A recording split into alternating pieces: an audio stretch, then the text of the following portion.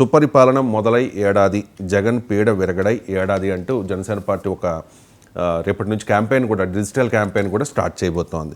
2019-24 మధ్యకాలంలో వైఎస్ఆర్ కాంగ్రెస్ పార్టీది ప్రజా వ్యతిరేక పాలన, అరాచక పాలన అని చెప్పి కూటమి నేతలు పదే పదే ఆరోపణలు చేశారు. అది నిజమేనా? అండ్ ఈ అరాచక ప్రజా వ్యతిరేక పాలనను ధర్మపాలనగా, ప్రజాపాలనగా ఈ చంద్రబాబు నాయుడు మార్చగలిగారా అంటే ఏం చెప్తారు? ఇక్కడ నేను మీ ప్రశ్నకు అంటే వైసీపీ పాలన అరాచక పాలన, ఒక ప్రజా వ్యతిరేక పాలనని ఇప్పుడు కూటమిలో ఉన్న పవన్ కళ్యాణ్ గారు, చంద్రబాబు నాయుడు గారు, బీజేపీలో పురంధరేశ్వరి ఇలా విమర్శించేవారు. అదేవిధంగా ఇప్పుడు వైసీపీ పాలన, వైసీపీ వాళ్ళు ఏమంటున్నారు, లేదు లేదు మాది అరాచకం కాదు, మీది అరాచకమే, మేము కూడా విమోచన దినం చేస్తామని వాళ్ళు అంటారు, వీళ్ళేమో ఇది చేద్దామని వీళ్ళు అంటారు. దీన్ని నేను డిస్కస్ చేసే బదులు ముందు నేను ఒకటే చెప్తానండి, నిష్పాక్షపాతంగా ఈ విషయాన్ని మాట్లాడతాను. దేని ప్రాతిపదికగా? భారత రాజ్యాంగం ప్రాతిపదికగా. భారత రాజ్యాంగం ప్రకారం ఇక్కడ రాష్ట్ర ప్రభుత్వాలు పాలన చేయాలి, ప్రజా తీర్పిస్తారు. దీని ప్రాతిపదికగా ఇప్పుడు వైసీపీ పాలన అరాచకమా, ఇది ఎలా ఉంది, అరాచకాన్ని వీళ్ళు మార్చారా 1 yearలో, కూటమి మార్చిందా అనేది నేను నిష్పక్షపాతంగా నేను ఇక్కడ మేము చెప్పదాల్చానండి. రాజ్యాంగాన్ని ప్రాతిపదిక చేసుకుంటాను. ఇప్పుడు రాజ్యాంగం ప్రాతిపదికగా చేసుకుంటే రాష్ట్రానికి స్వయం పాలన ఉంటుంది. 8th షెడ్యూల్లో ఉన్న కేంద్ర జాబితా, ఉమ్మడి జాబితా, రాష్ట్ర జాబితా ప్రకారం అసెంబ్లీలో ఇక్కడ ఎన్నికలు జరిగితే దాని ప్రకారం పాలన కొనసాగాలి. కానీ ఇప్పుడు రాష్ట్రం ఏర్పడింది 2014లో. 2014లో ఉమ్మడి ఆంధ్రప్రదేశ్ని డివిజన్ చేసిన తర్వాత మొట్టమొదటిగా చంద్రబాబు నాయుడు గారి గవర్నమెంట్ వచ్చింది. 5 సంవత్సరాలు 2019 వరకు. 2019 నుంచి 24 వరకు వైసీపీ పాలన జరిగింది.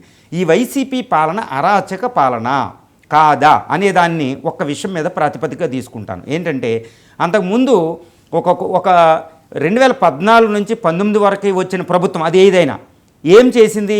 పోలవరం డ్యాము, జీవనాడి లాంటి మొదలుపెట్టింది. రాజధాని లేదు, అడ్రస్ బస్సుల్లో పాలన చేయవలసింది. హైదరాబాద్ వదిలేసి వచ్చాం, ఒకప్పుడు కర్నూలు, మద్రాసు వదిలేసి వచ్చాం, తర్వాత కర్నూలు, తర్వాత వదిలేసిన హైదరాబాద్ వదిలేసి అసలు రాజధాని అడ్రస్ లేకుండా ఒక ఆంధ్రప్రదేశ్ వచ్చేసింది ఉమ్మడి కుటుంబం నుంచి విభజన. మరి ఆ రాజధాని డెవలప్ చేయడానికి ఒక ప్రభుత్వం 2014 నుంచి 19 పూనుకుంటే వెంటనే ఆ పాలన, ఆ ప్రభుత్వం మొదలెట్టిన దాన్ని కంటిన్యూ చెయ్యాలి. చేయకుండా పొలిటికల్ కక్షకెళ్ళి 3 రాజధానులకు వెళ్ళి దాన్ని వదిలేశారు. దీనివల్ల ఏమైంది? అక్కడ ఇన్వెస్ట్ చేసిన డబ్బులు పోయింది. ఇది అభివృద్ధి కాదు. ఈ విధంగా అక్కడ అది పద్ధతి కాదు. 2 పోలవరం డ్యాము నత్తనడక జరిగింది, జీవనాడి లాంటిది, అది పద్ధతి కాదు. తర్వాత రాజకీయ కక్షలు, కార్పణ్యాలకు వెళ్ళవలసి వచ్చింది, అది పద్ధతి కాదు.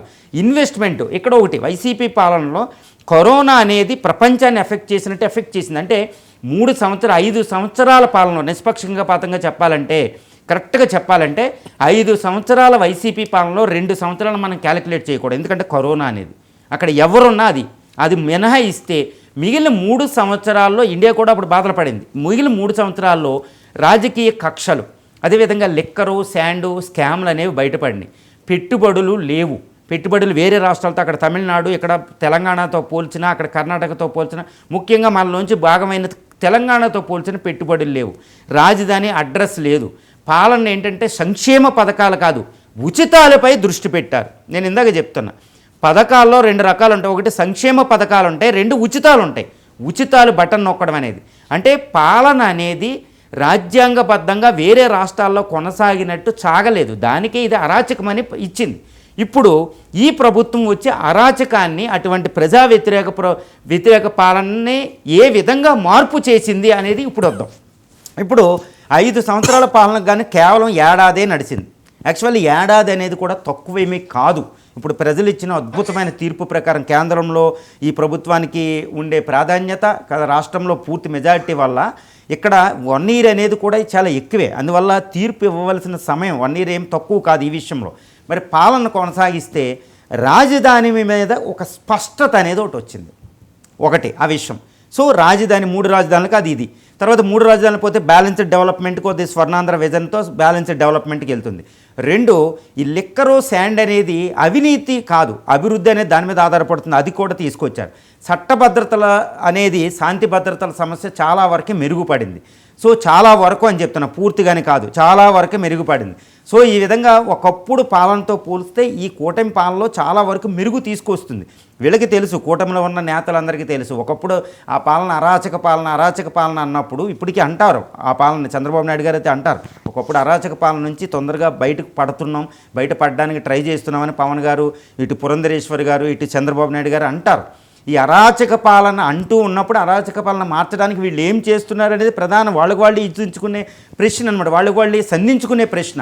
సో ఈ పాలనలో చాలా వరకు మెరుగు అవుతుంది. రాజధాని ఏంటి, పోలవరం డ్యామ్ ఏంటి, తర్వాత శాంతి భద్రతల సమస్య ఏంటి, ఈ ఉచితాలని సంక్షేమం కింద మార్చి, ఇది నిగూఢమైన విషయం, వాళ్ళు కూడా చెప్పలేరు. ఇప్పుడు మేమైతే చెప్తాం, ఈ పథకాలని ఉచితాలు అనే దానికంటే ఇందాక నేను చెప్పినట్టు పిల్లల జేబులో 10,000 1000 పెట్టడం కాదు, ఆ 10,000 వేతిని వాళ్ళ యొక్క విద్య, వైద్య, ఆరోగ్యానికి ఇచ్చి భవిష్యత్తులో నిలబడేటట్టు చేస్తేనే భవిష్యత్తు తరం. అంటే సంపద సృష్టి అంటే ఇక్కడ 2 రకాల, ఫిజికల్గా కొండలో పెద్ద ఇవ్వడం కాదు, పెద్ద దాంట్లో బ్యాగుల్లో డబ్బులు కాదండి, భవిష్యత్తు తరాలు ఎంతవరకు వాళ్ళు క్రియేట్ చేయగలుగుతారు ఆస్తులు అనేది కూడా అది ఇంపార్టెంట్. ఎంత వస్తుంది, అది సంపద సృష్టి, అది నిగూఢమైన అర్థంతో ఉంటుంది, అది అభివృద్ధికి సంబంధించిన విషయం, మామూలుగా సామాన్యులకు అర్థమయ్యేది కాదు.